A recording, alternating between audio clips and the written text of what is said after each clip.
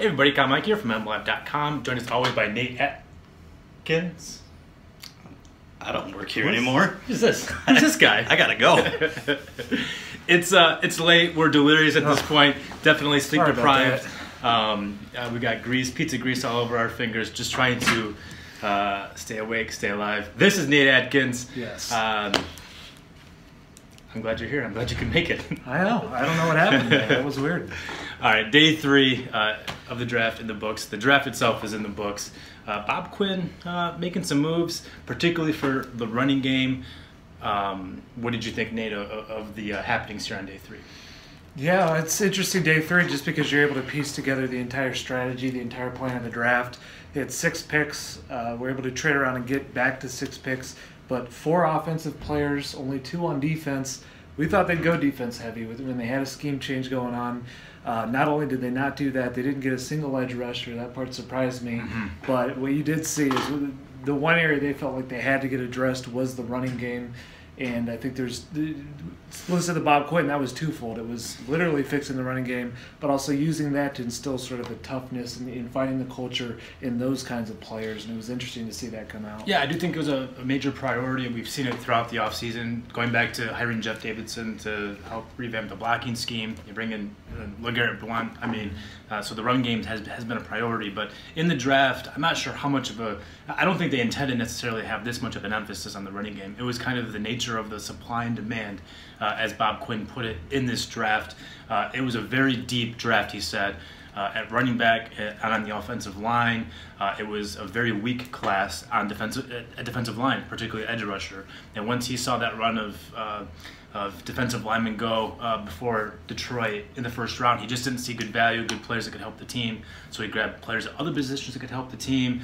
And I think this running game, it's completely retooled, different blocking scheme. You got a Frank Ragnow to block in the interior, another running back, a fullback we saw in the 7th round. Yeah, no doubt.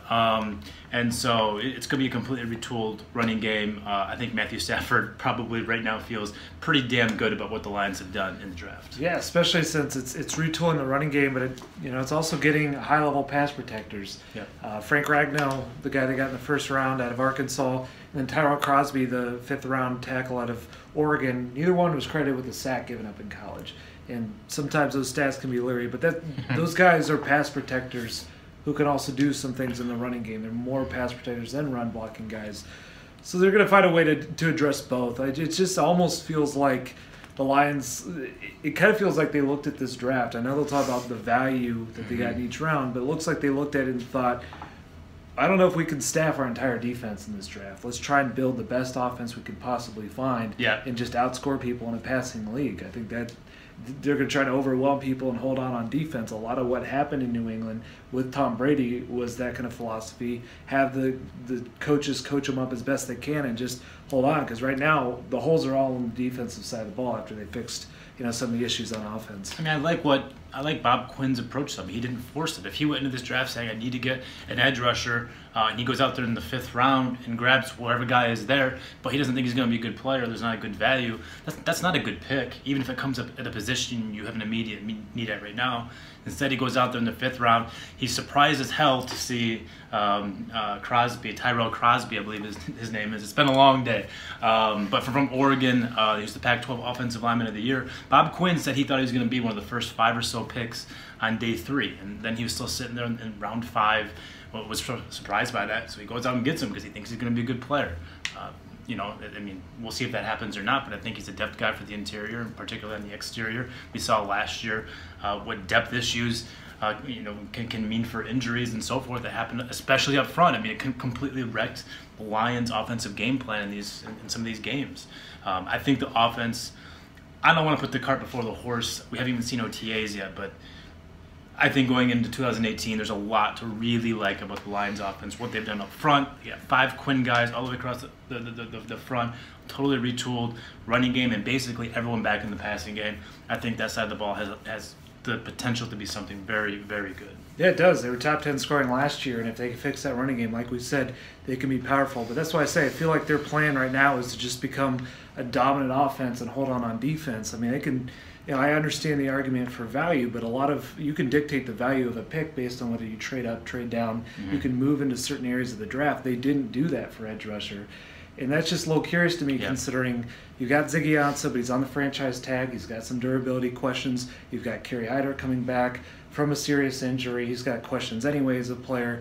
You've got these other sort of effort-based pass rushers, Anthony Zettel, Cornelius Washington's a little bit like that. I don't see a single speed element pass rusher on this roster. I don't know where they get that from, especially when Ziggy Ansah goes down. I know New England. I like how you say when, too, because I feel like that's kind of an eventuality at this point. Exactly. It's just New England in general likes to go a little lighter on pass rushers.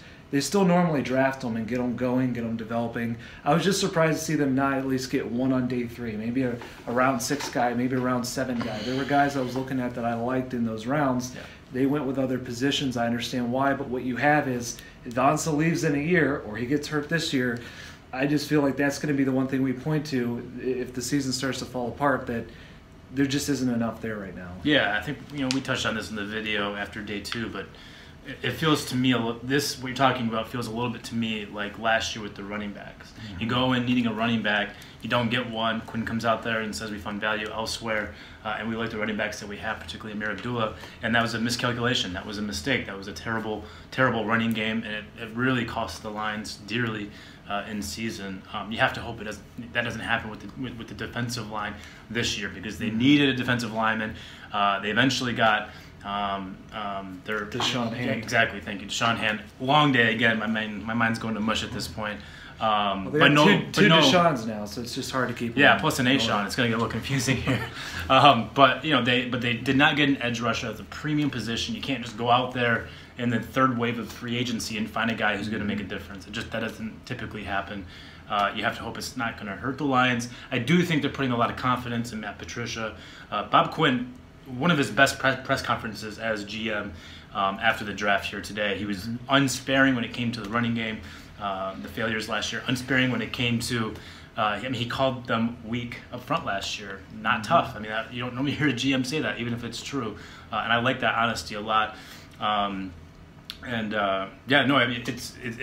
We'll just see what has to happen on the defensive line, because the Lions needed some improvements there. They didn't get it. We'll see what happens. Yeah, it just also feels like they're putting a lot of faith in the secondary. Yep. That's how they built in New England, was put a lot of resources in that secondary. They went out in free agency. They did it. They used a 3rd-round pick this year. Tracy Walker, a guy they want to come in and be a combo guy. If they're elite in the secondary, then they don't need as much in the pass rush. But again, it just kind of puts a lot of pressure on some of the moves they've made. Yeah. That's one of my biggest takeaways, is they really bought into certain guys in free agency or the draft, trading up for Kerryon Johnson as an example of that. If those guys are studs, it totally looks like a great move, but it does put more pressure on those guys to deliver. I thought it was interesting that Quinn, he shed for the first time a little bit of light on the scheme they're going to run defensively, and talking about how they're basically one-gapping exclusively in the previous scheme, getting downfield on the edges. It's going to be, he said, more two-gapping and different kinds of gapping and trying to occupy space. A lot of what we saw New England do, and I think that's what we kind of expected. But it was interesting to hear him shed some light on that stuff, and I think perhaps that deprioritized defensive end. I don't really know. Maybe they wanted to get one and just didn't, but perhaps because of what they have and the scheme changes, maybe they felt like they had enough defensive ends. I don't know. That's the only thing I can think of, because it's a little peculiar they didn't get one. It could be. I mean, they passed on them last year too, and they had that scheme as well.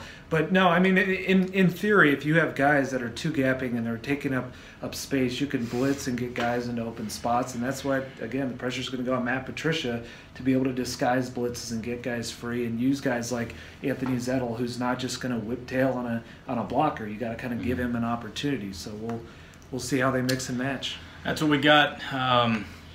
It's nice to have this thing in the books. Yes. New draft class aboard. UDFA is rolling in as we speak.